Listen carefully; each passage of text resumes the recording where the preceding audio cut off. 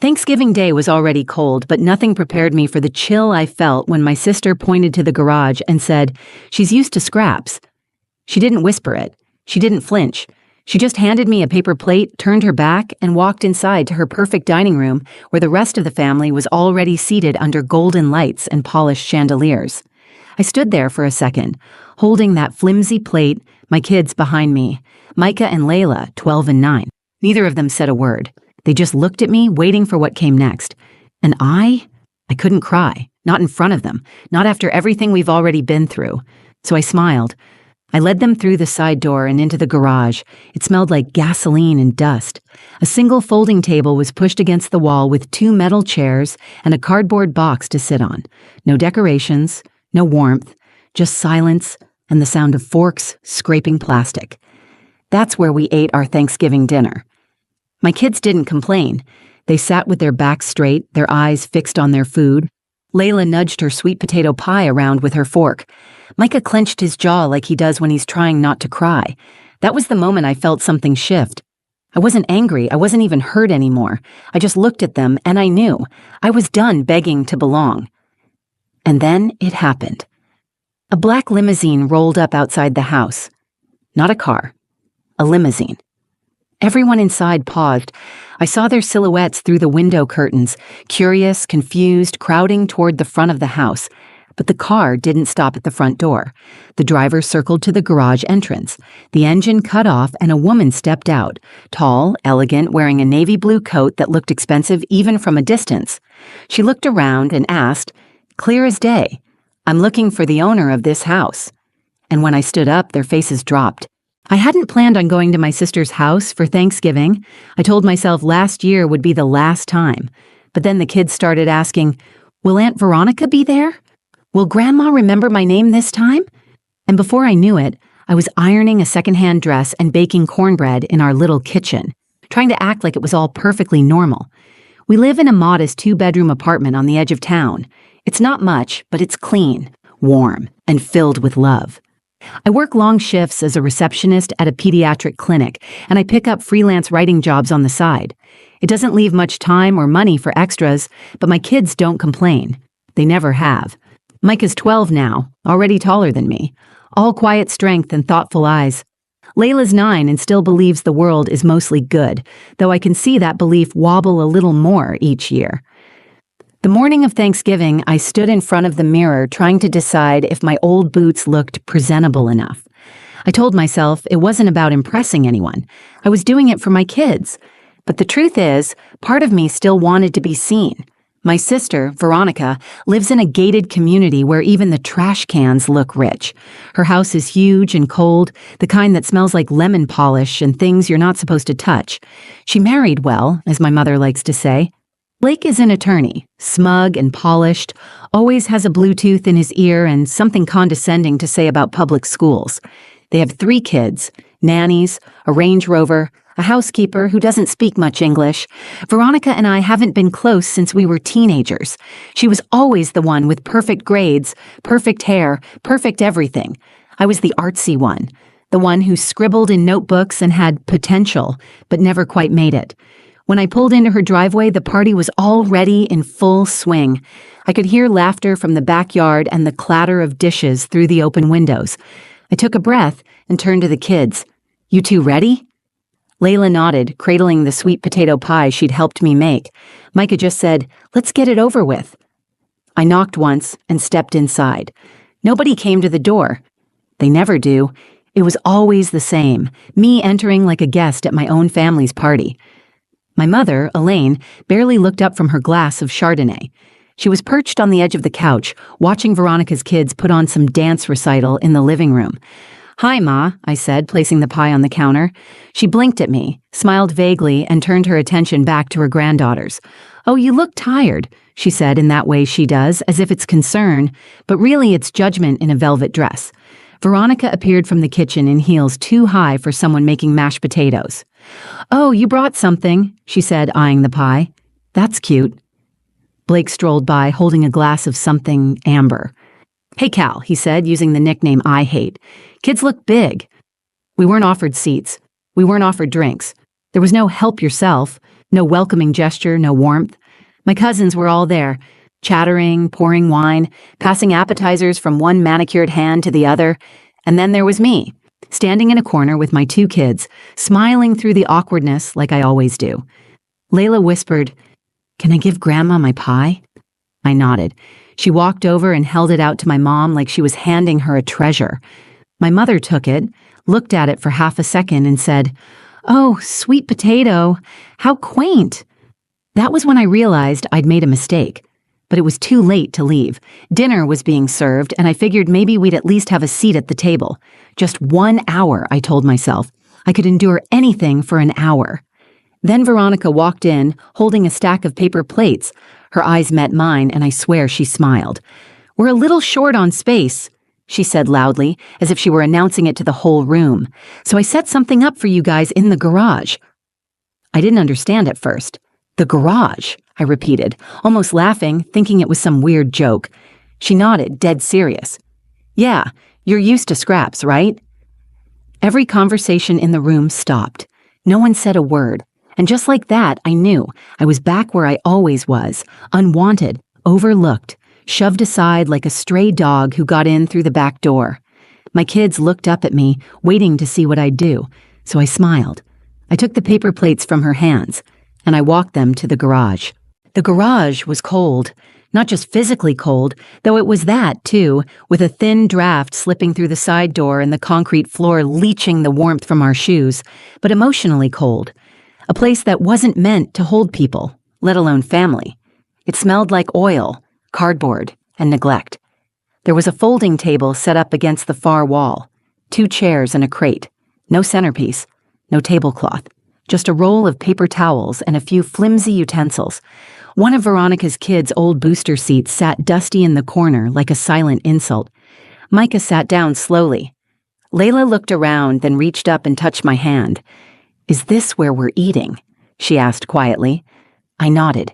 She didn't say anything else, just climbed onto the crate and rested her elbows on the table. Her little dress bunched awkwardly under her, and I saw her trying to smooth it out like it mattered, like someone would notice.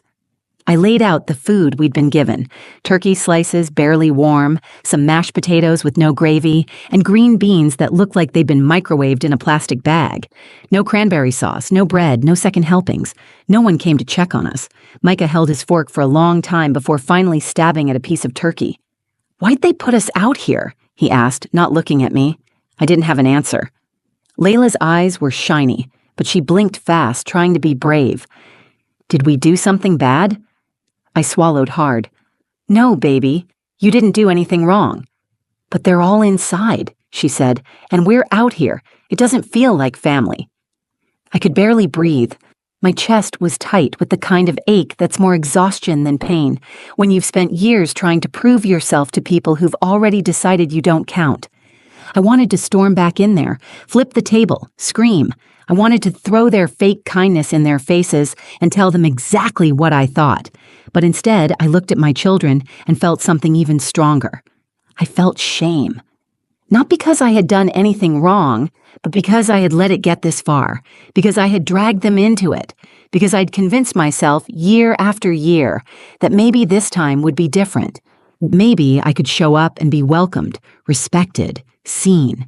I'd built my entire life trying not to be a burden, never asking for help, never taking up too much space, always saying thank you even when the kindness was hollow.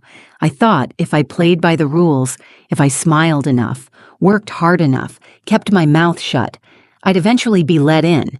But I was still in the garage, and it wasn't just about a table. It was about being told you're not part of the real family, that you're an inconvenience, that you don't measure up. And watching your children feel that too, for the first time maybe, but knowing they'll remember it forever. Micah looked at me again, his jaw tight. "Can we just go?" His voice wasn't angry. It wasn't even sad. It was flat, number. And somehow that hurt even worse. I reached over and squeezed his shoulder. "Soon." We sat there in silence, eating slowly, the sounds of laughter and clinking glasses drifting in through the walls like a cruel echo. Every so often we'd hear someone open the fridge on the other side of the wall or the hum of the dishwasher, but no one came out. No one checked on us. I heard Veronica's laugh, sharp and bright, like it was coming from a stage, and my mother's soft reply, something about the wine being just perfect this year.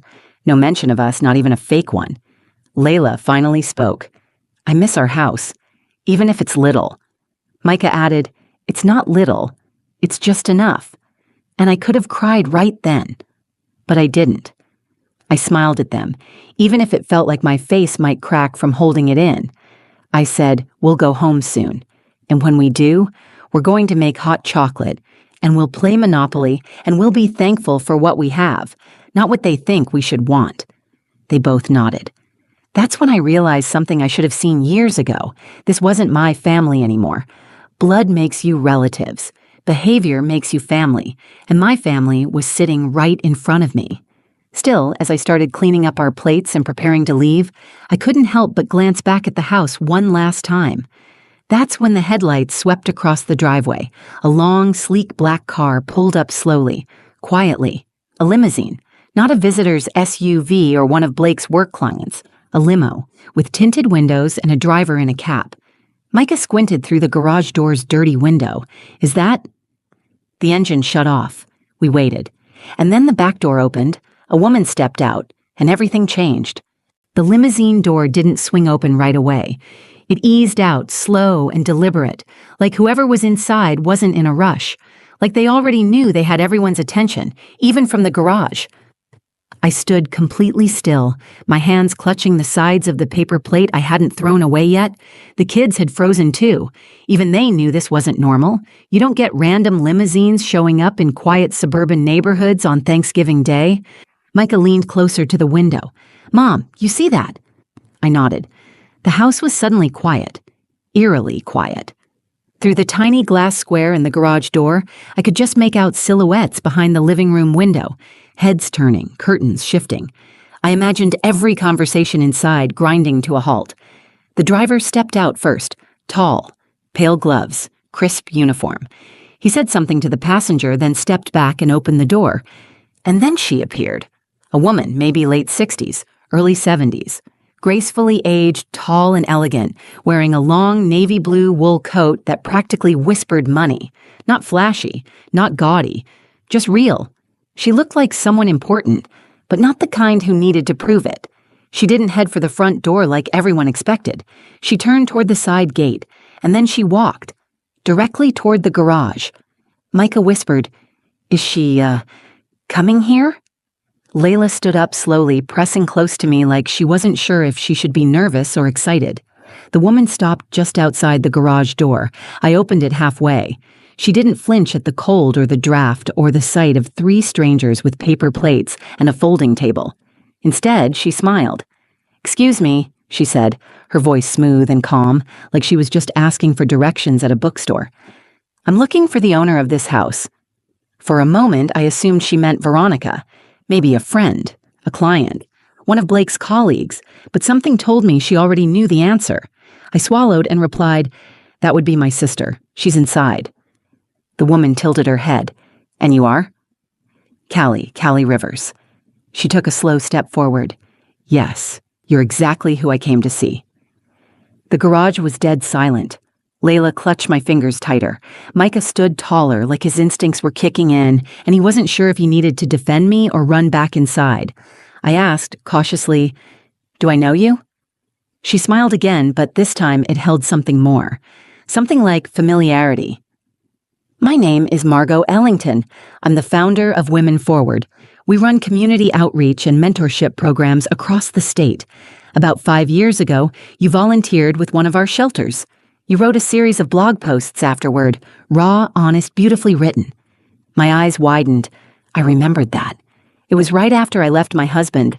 I was crashing on a friend's couch with the kids, scraping together every penny I could. I'd spent my evenings volunteering at a women's shelter just to feel useful again. I'd written about the experience, not to be noticed, but to process.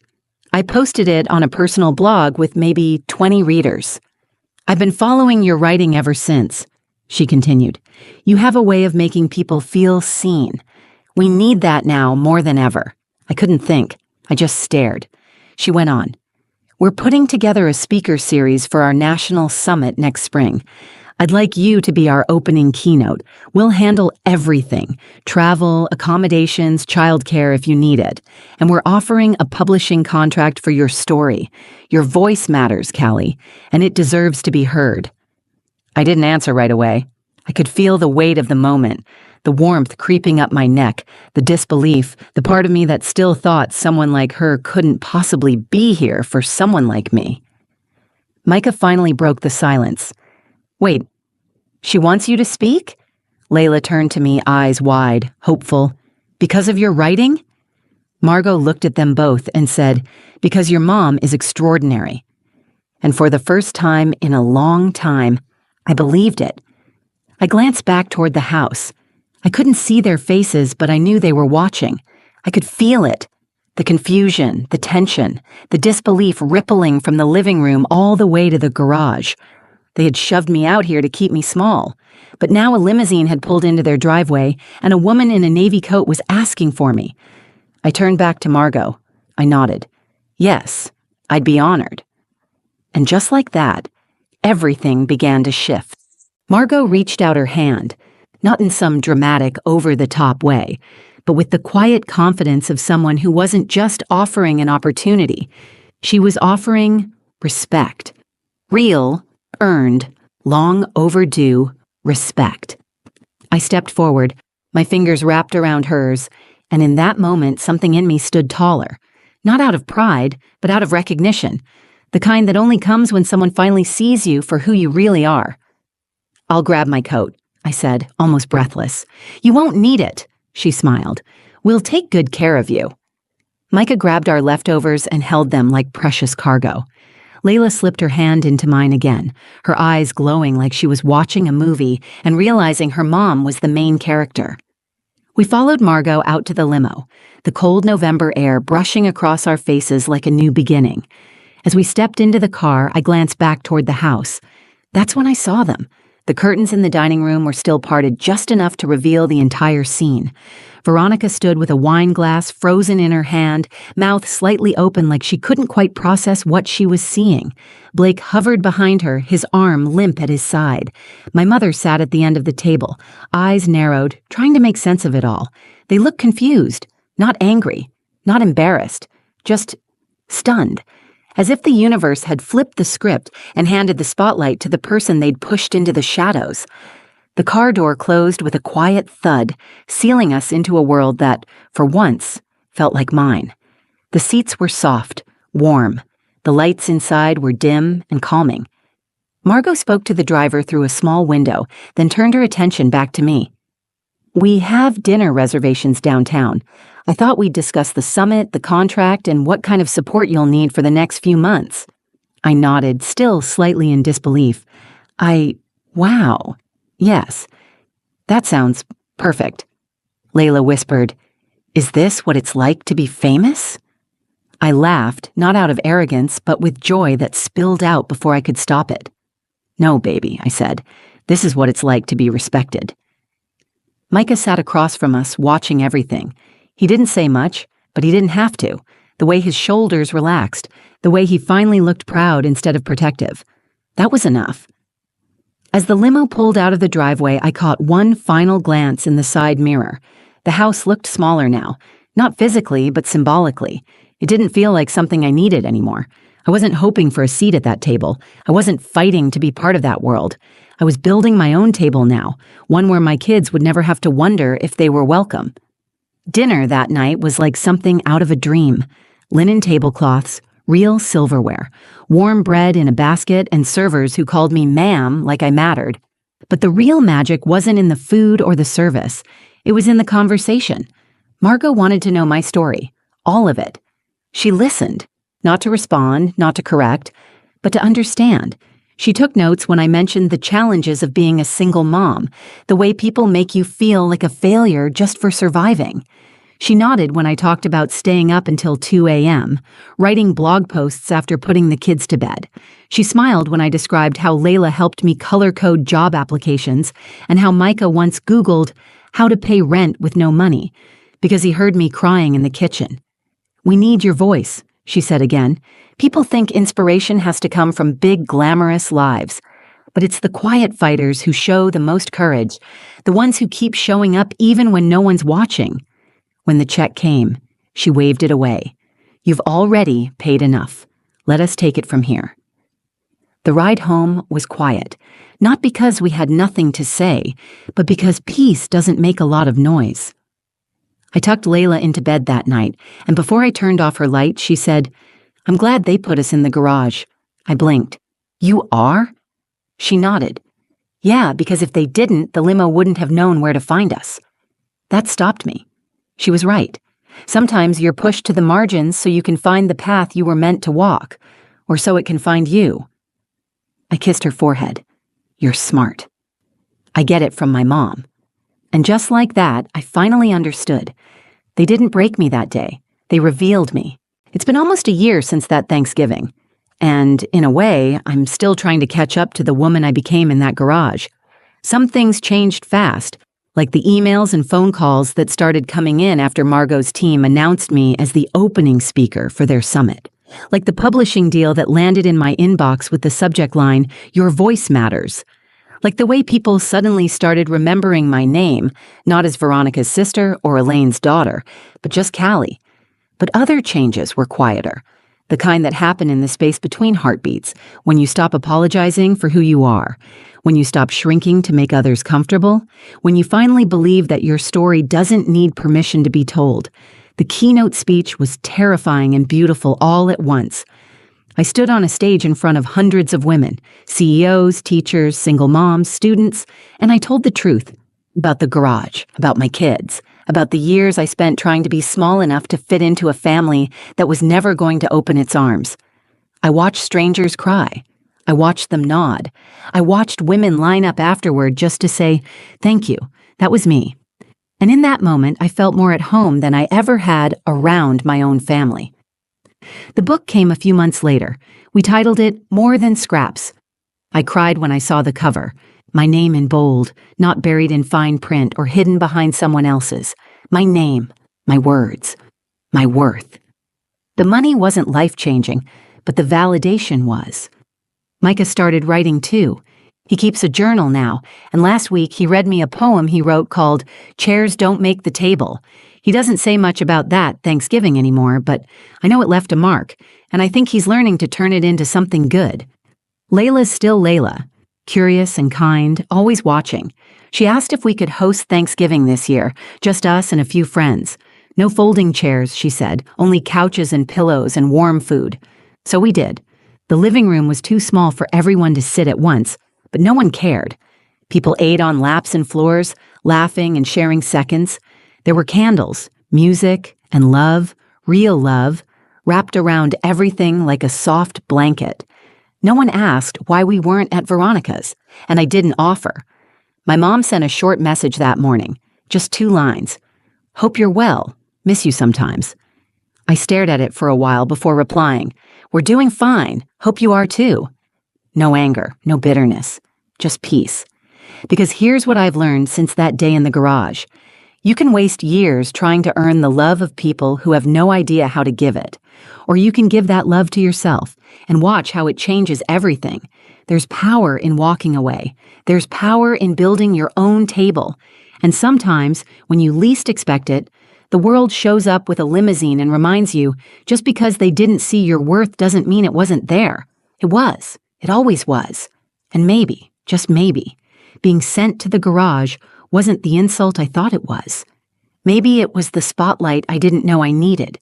If this story meant something to you, if you've ever been made to feel small, invisible, or not good enough, I want you to know you're not alone. And you never were.